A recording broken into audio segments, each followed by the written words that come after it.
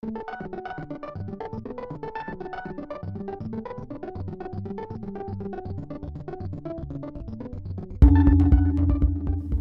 and welcome to the Film Comment Podcast. My name is Violet Lucca, and I'm the digital editor of the magazine. After a nightmarishly long campaign season, it's finally Election Day in the U.S., which is one of the few nonpartisan things I can say about this whole ordeal. Pundits on the right and the left have grumbled that this election is the nadir of our democracy, but those of us who take a longer view of history would beg to differ. For this episode, I was joined by two men whose careers were shaped by the politics of their day. Walter Bernstein, a Hollywood screenwriter who was blacklisted in the 50s, and Edmundo Desnoes, the novelist and screenwriter of the classic Cuban film Memories of Underdevelopment. Both writers discuss their first-hand experiences with censorship and offer their thoughts on the current realities of film production and resistance. In a few weeks, we'll have a second episode dedicated to political filmmaking in Iran, Brazil, and Turkey. Here's our conversation. Hello and welcome to the Film Comment Podcast. My name's Violet Lucca. I'm the digital editor, and today I'm joined by... I'm Walter Bernstein. I'm a writer. I write mostly movies.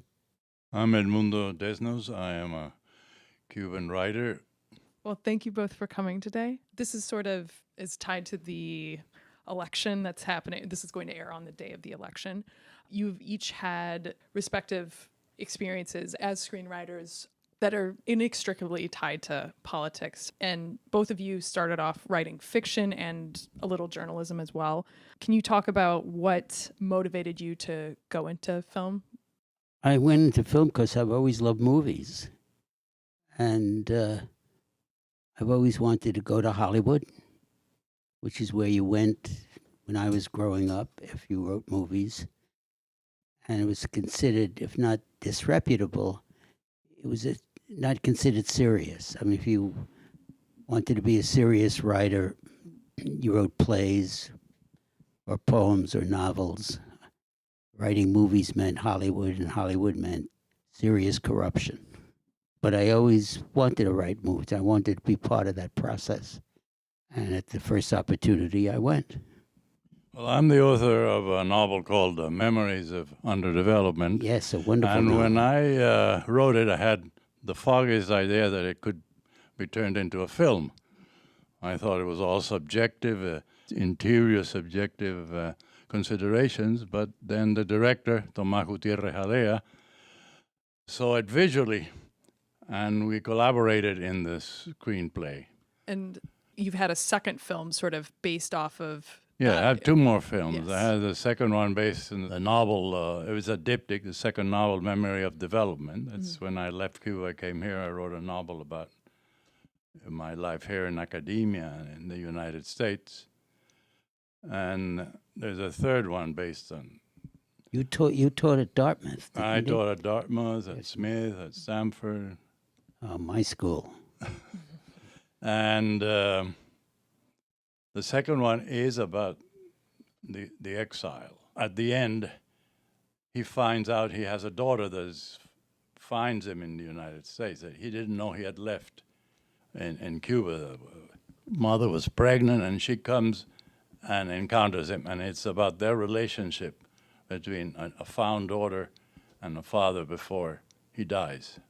And something that made Memories of Underdevelopment sort of unique is that, for the time at least, that it had documentary footage of actual rallies, actual events going on in Cuba at the time, worked into the narrative. And I guess, I mean, this approach is very popular now.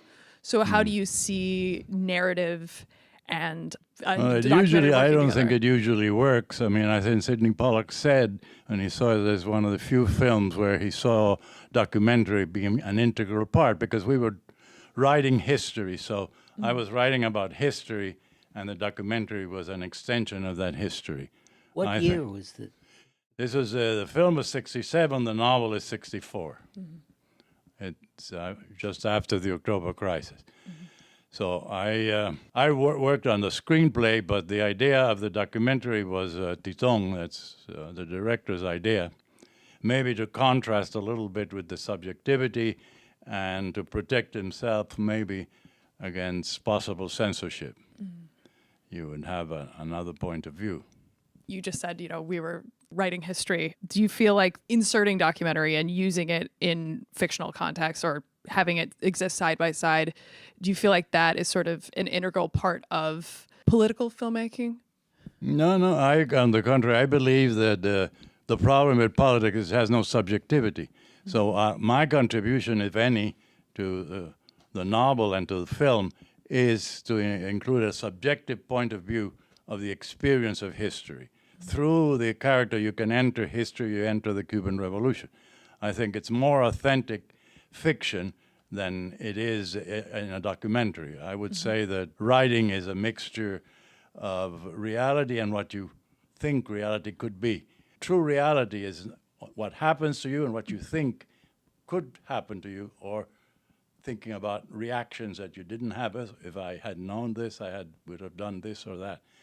So to me, fiction is much more complete than documentary. Walter, you lived through the blacklist. You were literally a card-carrying member of the Communist Party. You were politically involved, ever since you were young. How would you say, going through that experience, how would you characterize your work before that and afterward? My work didn't change, essentially. It stayed the same. Perhaps looking back on it, it was maybe less overtly political, or I didn't go looking for overtly political themes, possibly, but basically it didn't change. Our relationship to things, personal or historical, obviously they change over time. And, you wrote The Front, and you also wrote The House on Carroll Street. And The Front had people who were actually blacklisted come together and collaborate on this thing that was about that event. And then The House on Carroll Street, shot in the late 80s, it sort of had a different crew on there. How would you characterize those two different experiences? The experience on The Front was a very personal one. The director and I were close friends. We both had been blacklisted, and when we were cleared from the blacklist and could work again, we wanted to do a film about the blacklist. And our idea was to tell a straightforward story of someone who was blacklisted, why he was blacklisted, what his politics were, what happened to him. We could never get anybody interested in doing it or raise any kind of money. And we talked about it over the years until finally, by happenstance, we came across the idea of going at the subject sideways and telling it as a comedy. And on that basis, we got some financing and were able to do the film. The House on Carroll Street was much more, although it was an original script, that was something that was overtly political and about a political thing. It was not as personal for me.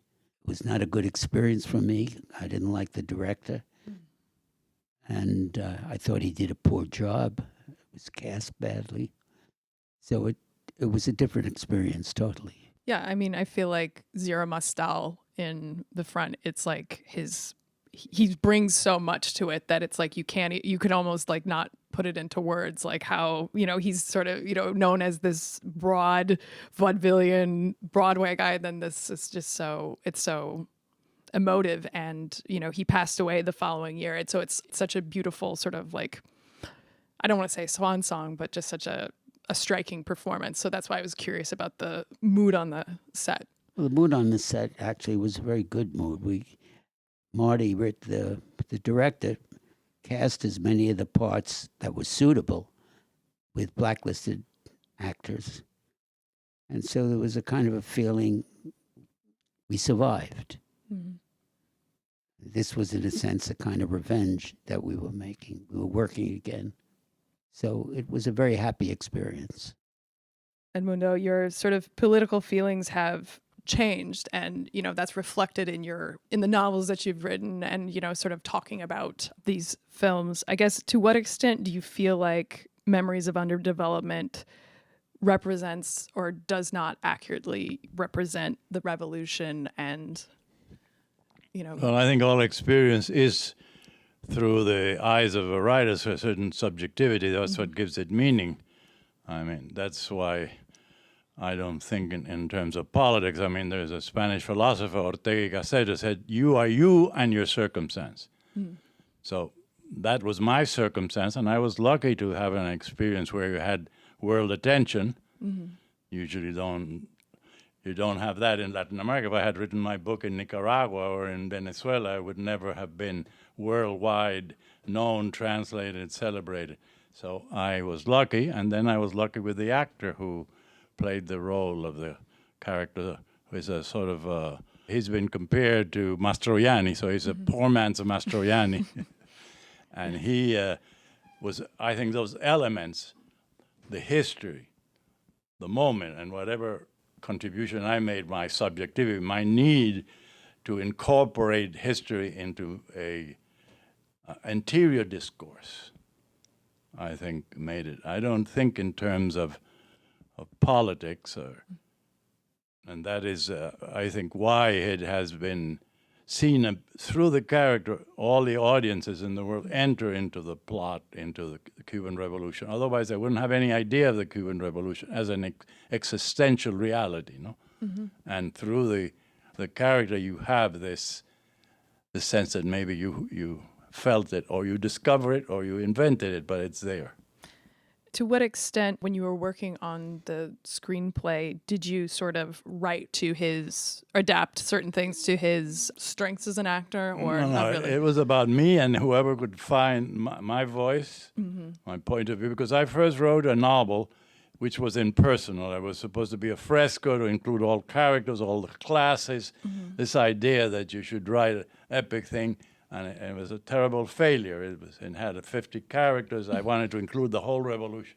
Then I discovered that only through my memory, my interior voice, my experience, did the revolution come alive. Through the individual, the whole becomes alive. And that was the fact that it's written in first person. So then the actor happened to identify with it. Although he's a great actor, but he didn't like acting in the film because he was very revolutionary, and he regretted having acted, and yet it's his only immortality. That's his only thing worthwhile that he's done. And can you talk about the process of, not necessarily early days, it wasn't like immediately post-revolution, and there was a funding body dedicated specifically to, helping Cuban filmmakers, actors sort of get their work out there. Was there a process for submitting scripts, or how would you approach? No. This was created. The Film Institute in Cuba, the ICAIC, was created by the revolution. There was the director of it had been with Fidel, supporting him politically and living in Mexico. He was working with Buñuel, and he got funds for the film, and then the director of it, Gutiérrez Alea, was one of the directors that had done shorts before the revolution. And he, the one who read Memories and said he wanted to do a film with it, he discovered it, and Guevara, who was the director of this Film Institute, had the policy that let the writer, the director, do whatever he wants, and then after it's finished, he would revise it or censor it, but not before. And that was an advantage. He was probably the only political leader in Cuba that had a sense of culture, which was Alfredo Guevara, who died a couple of years ago. And he was the one that made it possible to a great extent against other obstacles, because in other areas it was not possible. But here you had a political leader that had an understanding of art as questioning. To what extent is that reflective or different from your experience? Your experience was, I think, rather more profound than mine. But yours was as dangerous as mine. Artist is a dangerous person when the system wants to be demanding. Yeah. I was blacklisted for 10 years. Well, I couldn't work, and I did get some work under different names, and I survived. I mean, the writers survived better than the actors or directors because they had to show their faces to work. We could hide behind fronts and pseudonyms. It was a matter of survival. It was a matter of making a living. Well, I think the responsibility of an artist is to survive more than That's right. more than anything. Yes. You know, There's a content to survival. And it's a question of how if you could survive and say fuck you at the same time, and make your own statement somewhere, you were very lucky. I was lucky. In my experience, you cannot confront a system as powerful. That's why you have to use indirect methods. How did I convince him that this could be a revolutionary film is an important factor. How you have a film, a novel that was celebrated in the New York Times, all over, had translations, and I sold it as the fact that he was a bourgeois mentality that had great ideas but didn't act. You see the end of Memories, he's alone with his lighter, and everybody else is involved in the revolution. So he was a bourgeois intellectual. On that basis, I sort of convinced him that this was a revolutionary because it proved that the bourgeois writer was unable to act. Right. When I believe that thinking and writing is an action of some sort or other, but I got away with it. So it was accepted in Cuba, not by the party. All the militants, the old communist militants in Cuba were against it, were strongly against the film, opposed it. But then it got very positively reviewed, and I've been often called to the Central Committee to explain my behavior and why I write, and why didn't I write about the working class and the oppressed. And one of the things I did is that he said, look, I hate Memories, but it gave Cuba an international name. What could be more opportunistic of a government with an ideology that's willing to risk the life of their citizens in a revolution than to say, if it helps the image of the revolution, although we disagree with it, we're going to tolerate it.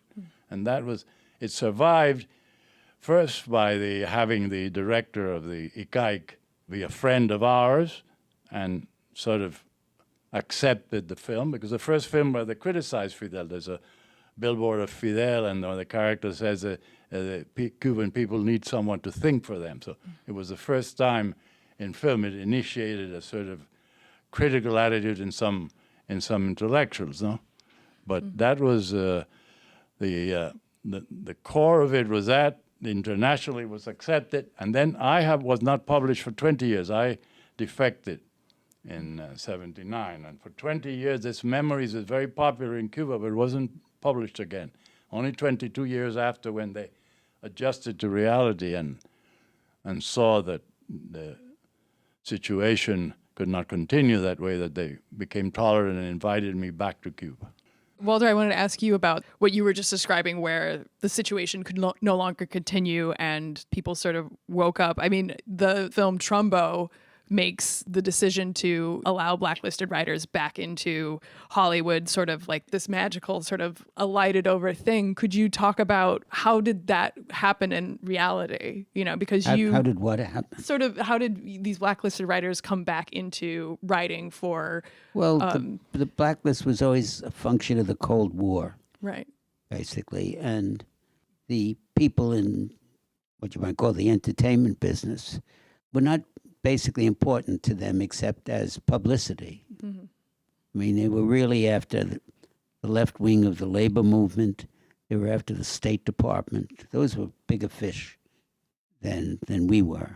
They went after us mainly, so they could say, look, the big stars are on our side, and get their names in the paper.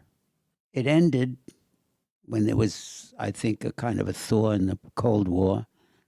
And I think probably when they ran out of communists, basically, there was nobody left they could do with it. It kind of dissipated. It just, people, started to get work, and somebody got a job under their own name, and it gradually ended.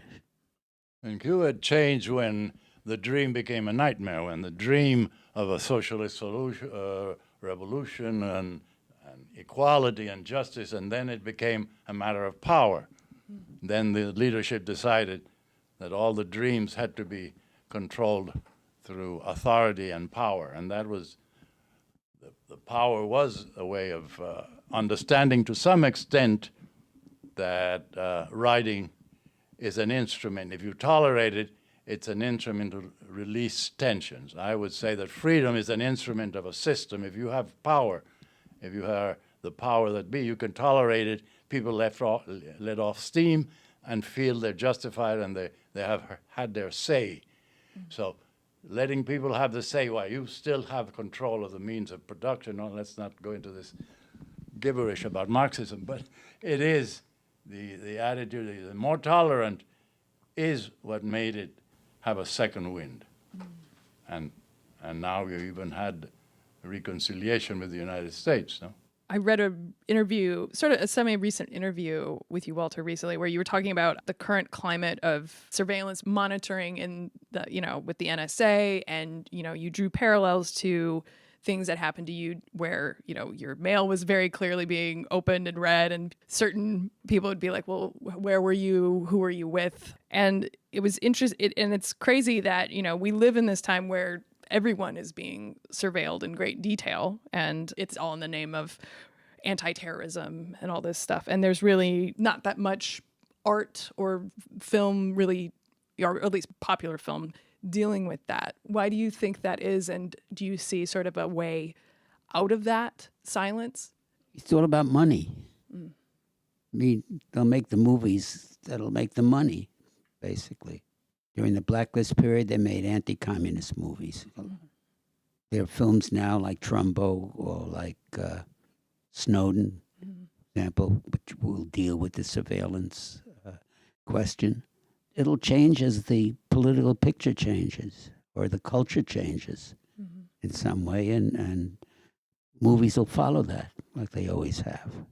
His experience is very different from mine, because I believe that censorship meant that they considered the work interesting and valuable and threatening and dangerous. That they considered me dangerous, to me, gave me identity. And throughout the world, I was published and recognized because I had been critical of the system. While when I came here, I could say whatever I wanted, and yet I felt insignificant. And then I think it has to do a little bit with the money and entertainment culture, where no longer it's your values or your principles, but it's the entertaining value of it. And no matter what you say, the system can incorporate, assimilate it, unless it's a massive thing. But within limits, the system, especially capitalist consumerism, can absorb a lot of criticism. The system is enormously powerful and with a great ability to absorb and deal with. In this country, there haven't been, the system has not been basically challenged in any way. Even in the Communist Party, in the time when I was in it, was a question of a so-called revolutionary party that was trying very hard to be good liberals. And but still, for example, to me, the most admirable person is Snowden, and to a certain way, the anarchism of WikiLeaks is probably the things I respect in what is now my country, because I'm an American citizen now. And I don't think there's much you can do. The purity of what Snowden has done apparently hasn't been found to be in any way sold out or gotten any money, and he did it out of principle, which is very surprising, don't you think? No, there's a kind of purity about him that's remarkable. Yeah. And it's sort of interesting how Chelsea Manning, who is probably a far more cinematic character, I would almost say, where she had a very difficult early life, and clearly she leaked all this information, that some of which was actually previously available, just not in the form that she leaked it. She had a very hard upbringing. She was having a terrible time on the base, and she did it out of principle, but also she was sort of manipulated by the people she was in contact with online. So it's strange that she hasn't had a film yet, but we shall see. I wanted to ask you, Walter, we're sort of dealing with the current state of not radical, let's say, but oppositional cinema in the U.S. You've written these different sort of films that were maybe more or less political. How do you approach the political in your own films? I know you're working on a screenplay right now that's sort of more, actively engaged in that milieu. Oh, that I wrote, yes, Yeah, okay. with a friend. It was about a left-wing lawyer, basically. No chance at all of it ever getting done. I think the only way that would get done was because it's a star part. If some star got hold of it and got behind it. Otherwise, I don't think today it would have a chance of getting done. And I don't know. You pick your subjects. You try. He said to find what's subjective in them, basically. And if you're lucky, you find that confluence of subjectivity and objectivity. Your characters are living in a social situation, and depends on how you show that social situation. What is it? Is it repressive? Is it democratic? And you try to find your way through that. You both were talking earlier about, the role of money and capitalism's ability to sort of absorb criticism. Do you see a way out of that? No. No. Not today, anyway. Well, I think that the system is really overwhelming. I think one of the interesting things when I was in Cuba, our ideologies tend to simplify things into a single object.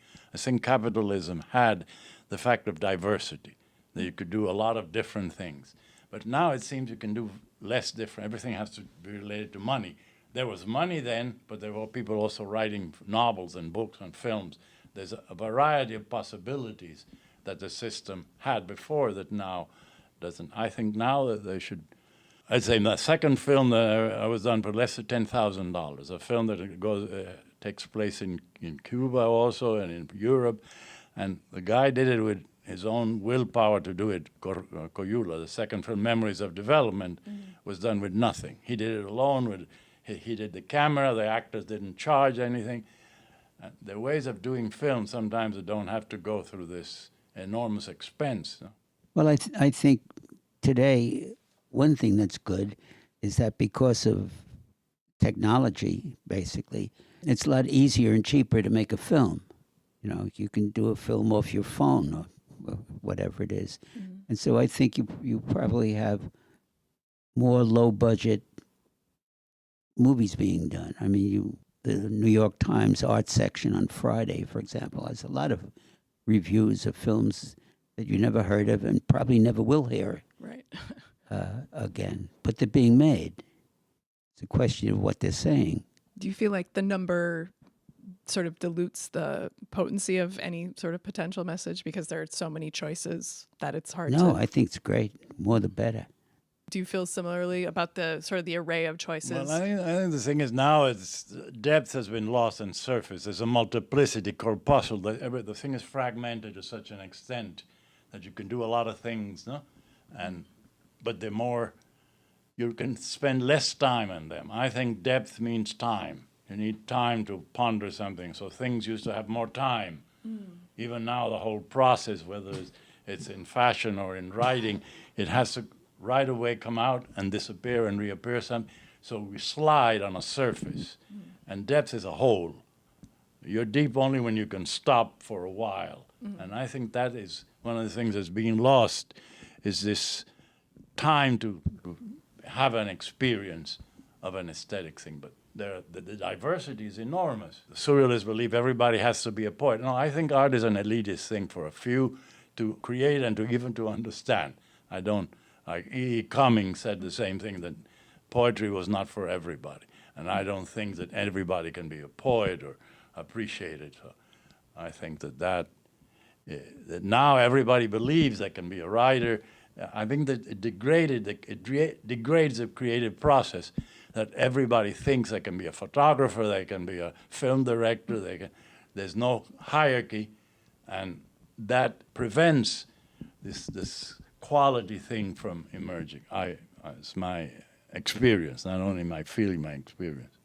Is that, I mean, you teach dramatic writing at NYU. Do you feel... Well, I teach untalented people. Right. I think that... They're students. I think that's what they have to pass to get into the class.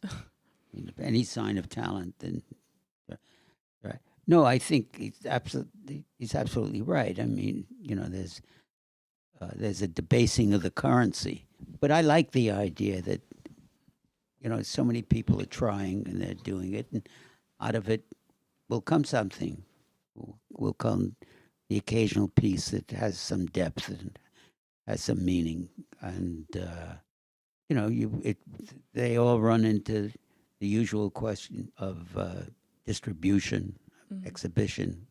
Who's going to do it? But now you have it on the internet. You can, Yeah. yeah, you have a whole new way of experiences the creative act, but sometimes it's very reduced. Even quality, you can. I'm sure there are a lot of interesting things that we'll never see. Before, it was less likely that a masterpiece would go unnoticed. I think today is more likely. But they're all the ones that I read about. So many of them are affected, as they would be, by the culture that they're made in.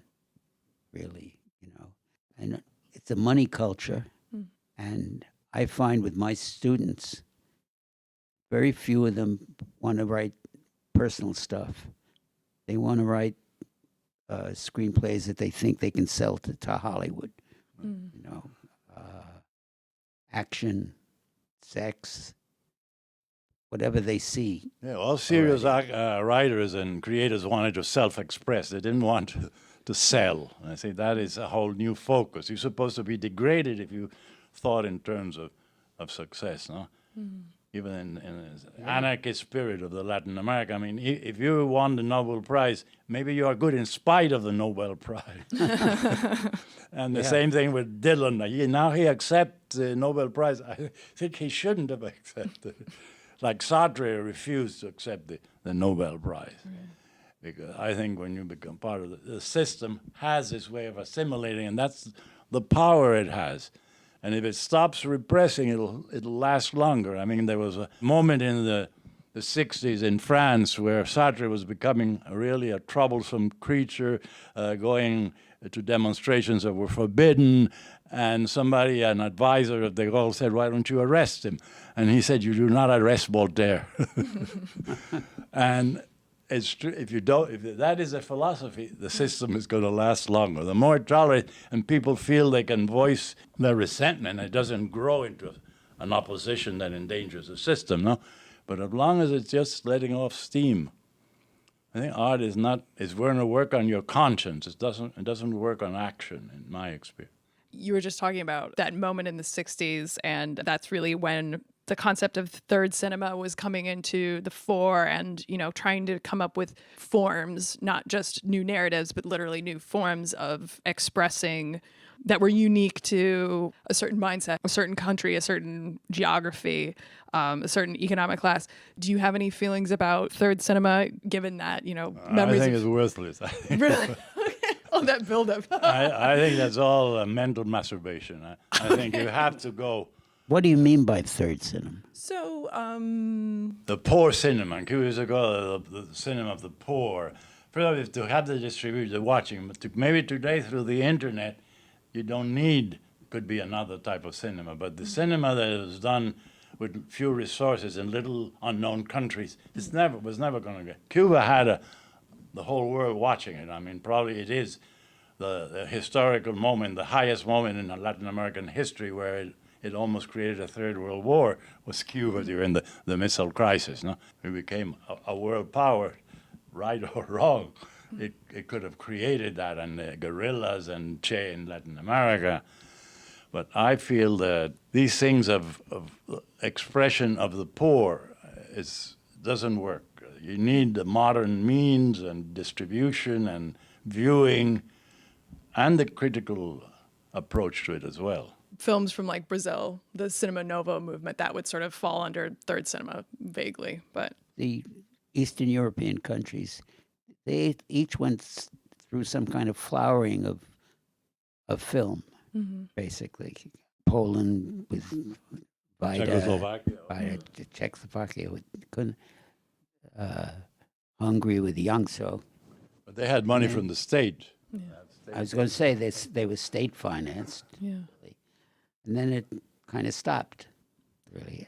Well, a lot of that was around the spring, 68 sort of feelings like that. And then people who came after that, like Zulawski, having really a horrible time trying to get past censors or sort of push the envelope or do certain things. But I think that's why I asked you earlier, sort of like that transition period.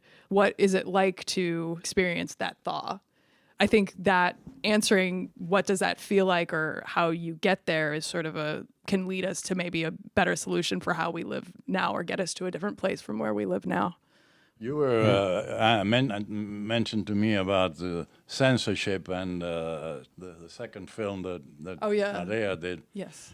I think also there was a lot of tolerance. He did 2 films that were done because the government wanted to be critical of the interior of the problem of bureaucracy. He wrote the Death of a Bureaucrat, but that was one that was seen positively by the system. Is that Alea? Yes. And Alea also did Strawberries and Chocolate, Fresa y Chocolate, which was also a moment where Cuba was being too severely criticized for being anti-homosexual. But actually the film is very poor. I mean, homosexuals make fun of it. It's a film in which the men never kiss, for example, or Yes. touch each other, or caress. And homosexuals say, that's not about homosexuality. Right. So it really failed in the sense of being creative of something new, which is different from Memories, which was not in any way part of any repression. On the contrary, it was challenging the repression. But there's a lot of art. The same thing happened in Russia when Solzhenitsyn wrote A Day in the Life of Ivan Denisovich. It was because he wanted to attack Stalin. So he told Solzhenitsyn to go ahead, publish it. And it was an extraordinary book, and that's one where power and the artist coincide for once. Yeah, no, I think it's interesting, the acceptable realm of criticism that can be state-sponsored, Well, I think the state should discover that criticism enriches them, guarantees their security, as long as they have the control of the means of power. Power can tolerate freedom, while when you're a fanatic, you believe that you have to repress. You're religious, ideologically repressive. You don't make concessions. I think, in essence, in knowing how to govern with the system is not to be ideologically rigid. And therefore, you survive. I think that ISIS now, the Middle East, is going to fail because they're too dogmatic. They don't understand that you tolerate your enemy and you can vanquish him. There has to be some air in the system. Yes. Otherwise, it'll turn in on itself. Diversity is in the laws of nature. Look at the amount of animal species. Bats, there are 1,000 species. Diversity is, communism tended to create it, or socialism, a rational, simplified way. And there are many toothpaste. Che Guevara said, no, there should be only one toothpaste. Nobody needs deodorant. Suddenly, they created a logic that was destructive. The fact that you're going to a drugstore, you have so many products. Diversity is a creative factor because they nurture each other, and the diversity in art and creation is important. Nature does not satisfy one species. Or you go and see tropical fish, look how many.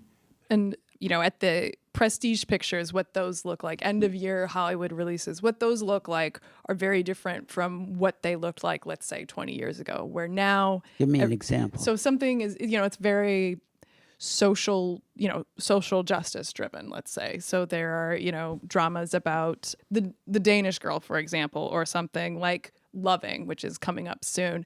They're dealing with, or at least they're trying to deal with these larger social issues, injustices, not necessarily wedge issues, but they're sort of like, they're serious civil rights oriented, let's say.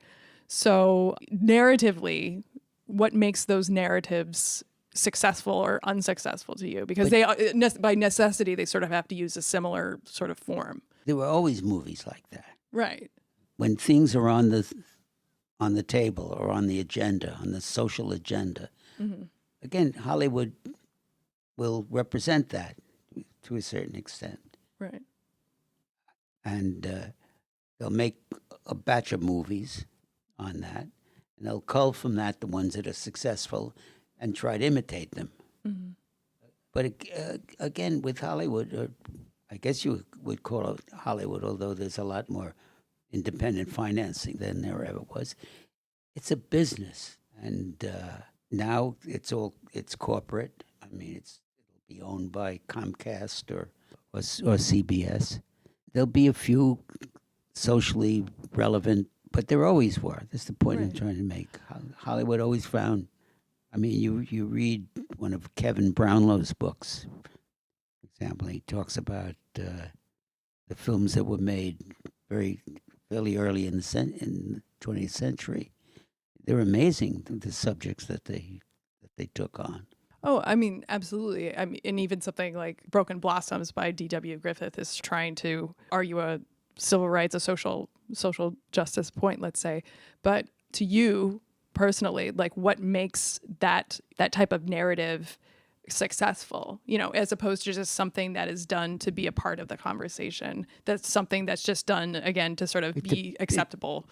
It depends on the individual artist. It depends on somebody having some kind of talent. I just saw a movie recently called Moonlight. Have you seen it? Yes. Did you like it? Yes, I loved it. I thought it was wonderful. There's an example. Have you seen that film? It's a black film, very moving, very simple, and those will come along. Whether it's part of a trend of films, probably in some kind of way. I would like to know where that will be in 5 years, for example. So will it run a course? Will it become part of the? I don't know. I think that one of the advantages of art is that it doesn't preach. I think one of the problems that artists should never have an ideology or something to sell.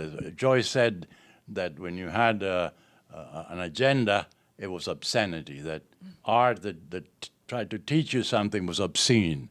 And the success of art is it doesn't want to teach you anything. It shows you reality. It shows you the contradiction. Shakespeare, they're full of tragedies, and that's why they're alive, is because they don't hide this portrait of what is happening. And what is happening doesn't find a solution, a way out. It's not ideologically teaching you anything, except understanding of a broader world of contradictions. And as long as art remains aware of that and not sell itself either for commerce or for ideology or for religion, I mean, that is, although you could say that there was not a single Catholic in the Catholic world painter that was against the church.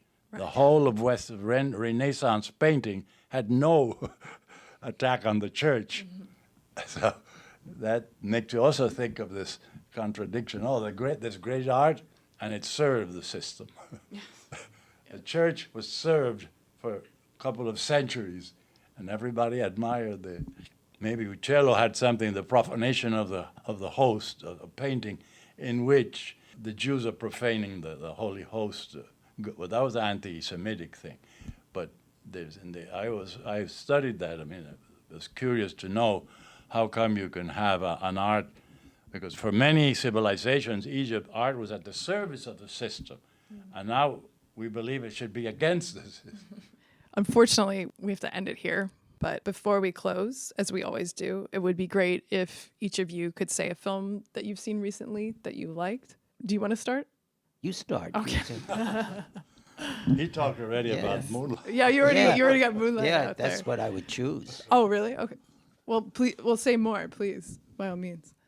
It's a simple story of the development of a black kid with a crackhead mother, and basically I don't know how to describe what he becomes, because it's a very sad ending. He becomes what a drug dealer was who befriended him initially. But the sense it has of the atmosphere, how these people live, it's a very human movie, I suppose I think of it. It doesn't beatify the characters. I don't know what else to say, except it moved me quite a bit. Well, I saw Aquarius, which is Kleber Mendonça Filho's most recent film with Sonia Braga. Yeah, it's sort of like an instance of he didn't make it in response to the situation in Rizzo, the coup. However, it was. What is it? It's Is about. it's a new film Yeah, it was at the New York Film Festival, and now it's in theaters. in release. Yeah. Aquarius. Yeah.